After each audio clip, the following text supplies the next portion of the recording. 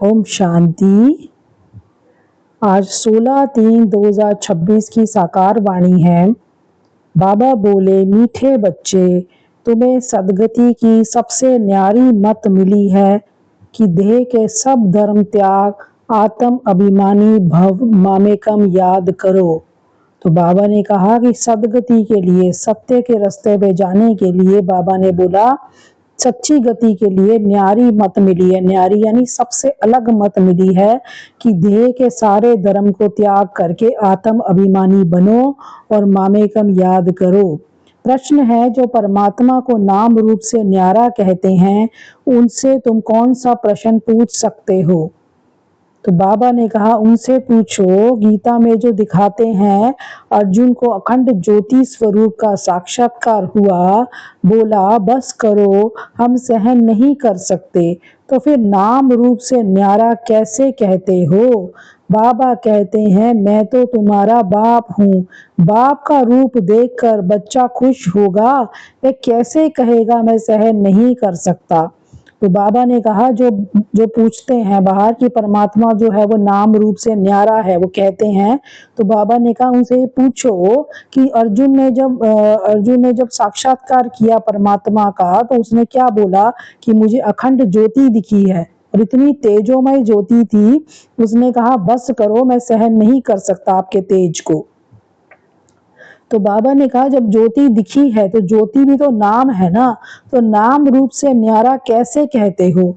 तो बाबा कहते हैं, मैं तो तुम्हारा बाप हूँ, और ऐसा थोड़ी हो सकता है कि बाप को देखकर बच्चा कहे बस करो, मैं सहन नहीं कर सकता, है ना। तो बाप को तो देखकर बच्चा खुश होगा।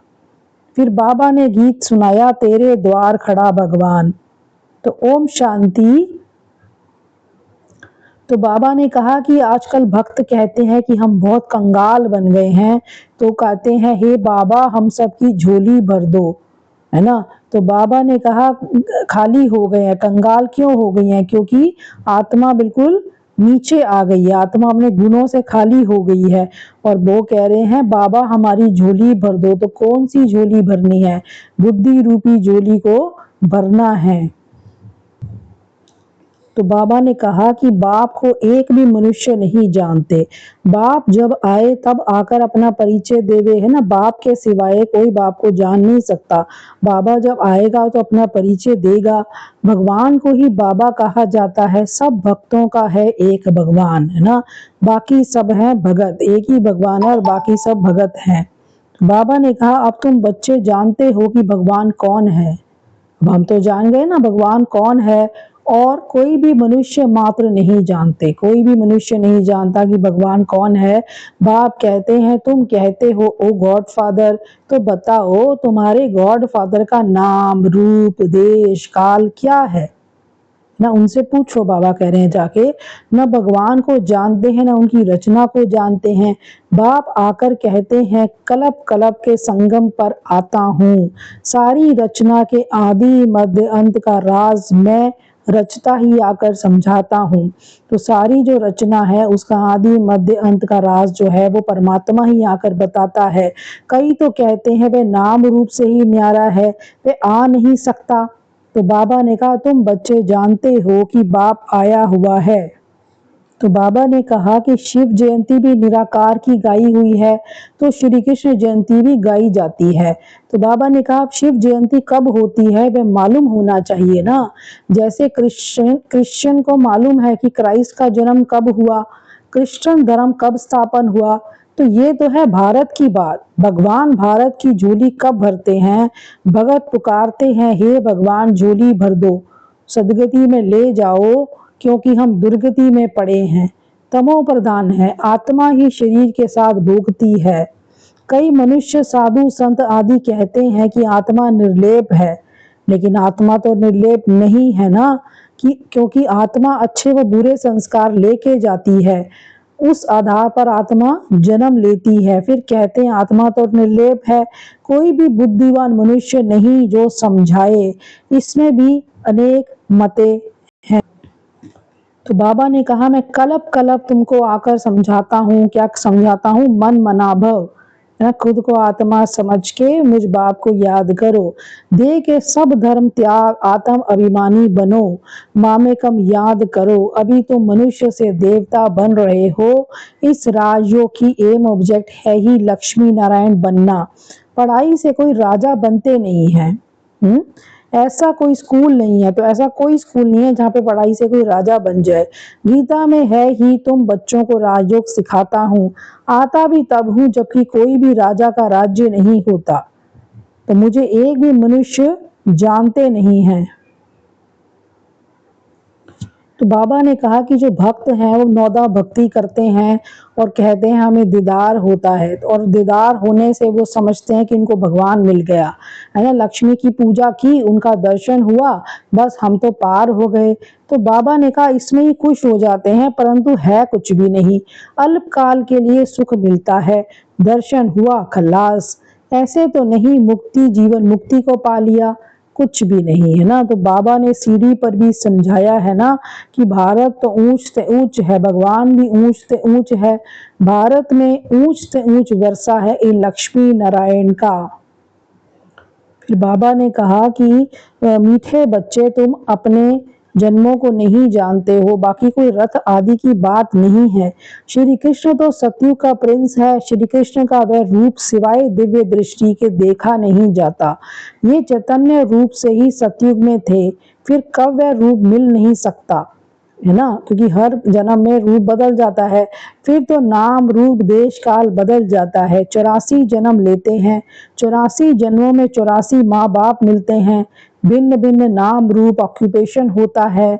अब ये भारत की ही सीढ़ी है और तुम हो अभी ब्राह्मण कुलभूषण, बाप ने कल्प पहले भी आकर तुमको देवी देवता बनाया था, वहां तुम सर्वोत्तम कर्म करते थे, तो तुम सदा सुखी थे 21 जन्मों के लिए, फिर तुमको इस दुर्गति में किसने पहुंचाया है ना। तो ये बाबा सारी हिस्ट्री बता रहे हैं कि मैंने कल्प पहले तुमको सदगति दी थी, फिर 84 जन्म लेते लेते जरूर उतरना पड़े, सूर्यवंशी में 8 जन्म, चंद्रवंशी में 12 जन्म, फिर उतरते आते हैं, पहले तुम पूज्य देवता होते हो, फिर तुम पुजारी बन जाते हो। तो बाबा ने कहा तुम जो 100% पवित्र और solvent ever healthy ever wealthy थे है ना, अब नहीं हो, कोई रोग दुख की बात नहीं थी, सुख धाम था, उनको कहते हैं गार्डन ऑफ अल्लाह, तो अल्लाह ने बगीचा स्थापन किया है।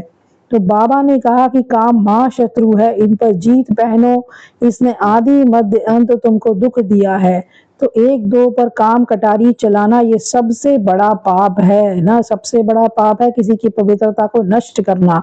बाप बैठ अपना परिचय देते हैं कि मैं परम धाम में रहने वाला परम आत्मा हूँ है ना, मुझे कहते हैं मैं सृष्टि का बीज रूप परमात्मा, मैं सबका बाप हूँ।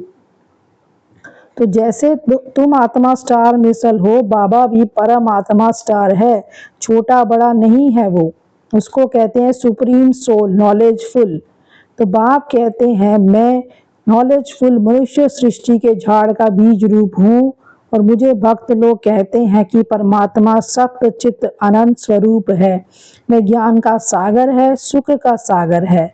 तो महिमा कितनी है, अगर नाम रूप देश काल नहीं तो पुकारेंगे किसको। तो बाप समझाते हैं तुम पतित पावन मुझ ज्ञान सागर बाप को कहते हो, तुम भी मास्टर ज्ञान सागर बनते हो, ज्ञान से ही सदगति मिल जाती है, और भारत को सदगति बाप ही देंगे, सर्व का सदगति दाता एक है, सर्व की दुर्गति फिर किसने करी, रावण ने करी है ना। तो आत्मा तो एक स्टार मिसल अति सूक्ष्म है, परमात्मा भी ड्रामा में पार्ट बजाते हैं, क्रिएटर डायरेक्टर मुख्य एक्टर हैं। तो बाबा ने कहा सबसे ऊंच से ऊंच पाठधारी भगवान है, जिसके साथ तुम आत्माएं बच्चे सब रहते हो है ना। तो ड्रामा तो अनादि बना हुआ है, बाप कहते हैं कि मुझे तुम कहते हो ज्ञान का सागर, सारी सृष्टि के आदि मध्य को जानने वाला। अभी ये जो शास्त्र आदि पढ़ते हैं इनको बाप जानते हैं, बाप कहते हैं मैं प्रजापिता ब्रह्मा के द्वारा सभी शास्त्रों का सार आकर बताता हूँ। तो बाबा ने कहा कि पहले नंबर पहले नंबर में देवी देवता धर्म की स्थापना कराता हूँ जबकि वह धर्म नहीं है। तो बाप कहते हैं कितने तुच्छ बुद्धि हो गए हो, देवताओं की, लक्ष्मी नारायण की पूजा करते हैं परंतु उन्हों का राज्य सृष्टि पर कब था वह कुछ भी नहीं जानते। कभी भारत का वह देवता धर्म ही नहीं है, सिर्फ चित्र रह गए हैं। तो अच्छा मीठे मीठे सिकिलदे बच्चों प्रति माता पिता बाप दादा का याद प्यार और गुड मॉर्निंग। रूहानी बाप की रूहानी बच्चों को नमस्ते। हम रूहानी बच्चों की रूहानी बाप दादा को गुड मॉर्निंग और नमस्ते। तो धारणा के लिए आज बाबा ने जो सार दिया, पहला सार दिया, मास्टर ज्ञान सागर बन पतित से पावन बनाने की सेवा करनी है ना। मास्टर ज्ञान सागर बनना है, ज्ञान से लोगों को पतित से पावन बनाने की सेवा करनी है। बाप ने जो सब शास्त्रों का सार सुनाया है वह बुद्धि में रख सदा हर्षित रहना है। एक बाप की श्रीमत हर पल पालन करना है। देह के सब धर्म त्याग आत्म अभिमानी बनने की मेहनत करनी है। तो वरदान दिया बाबा ने, विस्तार को सार में समाकर अपनी श्रेष्ठ स्थिति बनाने वाले बाप समान लाइट माइट हाउस भव। तो बाप समान लाइट माइट हाउस बनने के लिए कोई भी बात देखते व सुनते हो तो उसके सार को जानकर एक सेकंड में समा देने व परिवर्तन करने का अभ्यास करो। तो बाबा ने कहा कि बाप समान लाइट माइट हाउस बनना है। लाइट मतलब एक तो स्थिति से लाइट है ना, बिल्कुल लाइट, कोई भी चीज का भार नहीं होना बुद्धि में, और एक आत्मिक स्वरूप वो भी लाइट है, और माइट यानी शक्तिशाली। लाइट और माइट बनना है बाबा जैसे। तो बाबा क्या करता है, किसी भी बात को देखते व सुनते उसको सार को उठा लो, एक सेकंड में उसके सार को उठाओ और उसको समा के परिवर्तन कर दो। क्यों क्या के विस्तार में नहीं जाओ, है ना। किसी के पाठ को देख के, किसी के व्यवहार को देख के, कुछ भी है सिचुएशन को देखे, क्यों क्या के विस्तार में नहीं जाओ, क्योंकि किसी भी बात के विस्तार में जाने से समय और शक्तियां व्यर्थ जाती हैं ना। कोई भी बात में हम ज्यादा देर चिंतन करेंगे, ज्यादा देर सोचेंगे तो मेरी आत्मा की शक्ति भी घटेगी और मेरा समय भी व्यर्थ जाएगा। तो विस्तार को समाकर सार में स्थित होने का अभ्यास करो। इससे अन्य आत्माओं को भी एक सेकंड में सारे ज्ञान का सार अनुभव करा सकेंगे। तो स्लोगन दिया बाबा ने, अपनी वृत्ति को पावरफुल बनाओ तो सेवा में वृद्धि स्वतः होगी। तो वृत्ति को पावरफुल बनाना मतलब क्या, कि मेरी जो कॉन्शियसनेस है वो मेरी कॉन्शियसनेस बहुत पावरफुल बन जाए। यानी जब हम बार बार एक तरह के संकल्प करते हैं ना तो वो हमारी वृत्ति बन जाती है। ऐसे ही मैं हर बार बार शक्तिशाली संकल्प करूं, मुरलियां पढ़ूं, शेष संकल्पों का खजाना जमा करूं तो मेरी वृत्ति जो है वो पावरफुल बन जाएगी, तो सेवा खुद ब खुद बढ़ जाएगी। तो बाबा ने कहा व्यक्त इशारे में, यदि निश्चय रूपी फाउंडेशन पक्का है तो सहज योगी निर्मल स्वभाव, शुभ भावना की वृत्ति और आत्मिक दृष्टि वाले होंगे। अगर निश्चय रूपी फाउंडेशन यानी भगवान पे निश्चय, ड्रामा पे निश्चय, खुद पे निश्चय पक्का है तो आप क्या होंगे, आप सहज योगी होंगे, आप निर्मल स्वभाव के होंगे, आप शुभ भावना की वृत्ति और आत्मिक दृष्टि वाले होंगे। चलन और चेहरे से हर समय सरलता की झलक अनुभव होती रहेगी ना।